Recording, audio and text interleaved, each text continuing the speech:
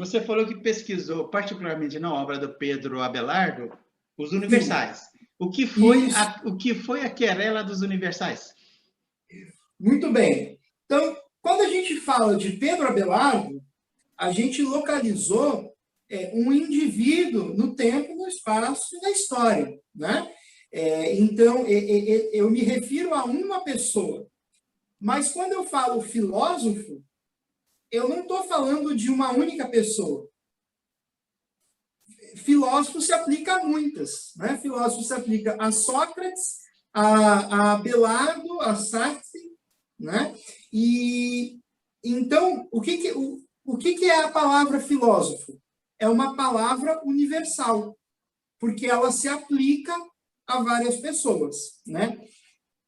E claro que eu não tenho palavras que se aplicam só a pessoas, né? Eu tenho palavras que se aplicam a várias coisas, a vários entes. Se a gente for pensar, Deodato, na classificação taxonômica, né? lá da biologia, então a gente tem a classe dos mamíferos, né?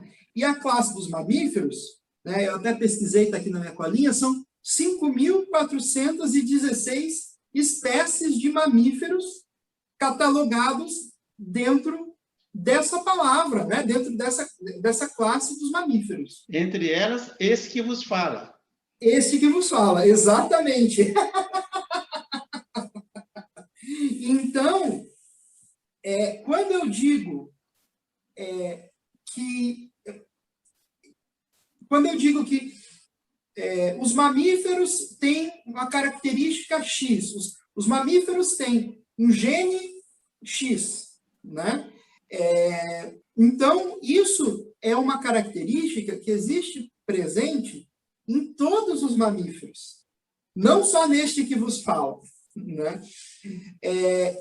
Mas, hoje, né, o entendimento que a gente tem é que quando a gente está pensando num mamífero, a gente está pensando num todo e numa característica dos indivíduos, né? Então, eu tenho uma característica que é ser mamífero.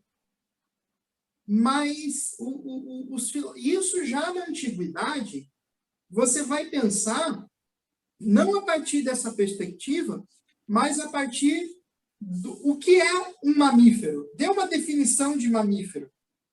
Né? Será que não existe um mamífero? Né? E qual que é a importância disso? Não é só uma importância dentro dos estudos de linguagem. Né? Ela tem relevância, por exemplo, no sentido da ciência. Né? Se eu digo que uma vacina X pode ser aplicada em todos os mamíferos, no fundo, se a gente for ver bem, eu não tenho como provar isso. Por quê? Porque eu não testei em todos os mamíferos existentes aquela vacina para dizer aquilo, né? Mas eu vou percebendo através do método de indução, né, com todo o rigor científico, que aquela vacina, de fato, é adequada a todos os mamíferos. Então, quer dizer, parece que mamífero, ele ganha um estatuto próprio, né? Linguisticamente, mas também no horizonte da ciência, né? E a discussão sobre os universais é justamente a discussão sobre esse estatuto, né? O que é um mamífero, ou o que é um ser humano, né? Ou mesmo o que é uma cor, né? Porque quando eu falo em cor, eu não estou falando nem no vermelho nem no amarelo, mas eu estou falando em vermelho e amarelo, e roxo, verde, e tantas outras cores. Então, e existe uma cor, né? É possível pensar na cor enquanto cor, no mamífero enquanto mamífero, ou não? São só palavras, né? São palavras que o significado delas não é muito claro para a gente, né? E isso já existe no Platão, já existe no Aristóteles, né? o Platão, aquilo que se fala muito, né, que o Platão cria o mundo das ideias, né? As ideias são esses universais, são esses entes e que existem num outro nível de realidade, né? Que não necessariamente é uma realidade acima da nossa, como a Lua está acima das nossas cabeças, né? Mas que é uma realidade num nível superior.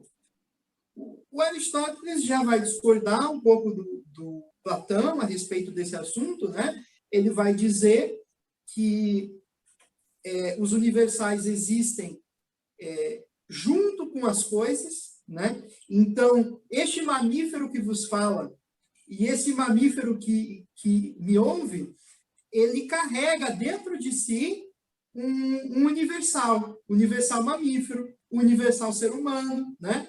E, em última instância, até a universal coisa, né? A palavra coisa se aplica a gente, embora não seja muito, do ponto de vista da educação, né? Não seja muito bom a gente chamar a outra pessoa de coisa, né? Um curitibano que já não fala com estranhos, você chegar chamando ele de coisa,